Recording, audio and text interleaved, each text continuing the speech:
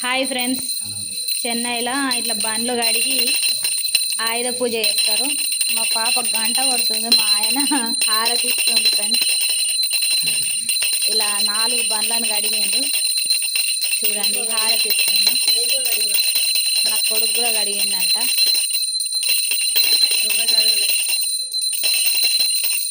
నాలుగు మా పిల్ల పువ్వులు పెట్టి బొట్టు పెట్టి ఇట్లా అలంకరించి ఇలా చేస్తారు. రోజు బస్తీలు కూడా పెడతారు.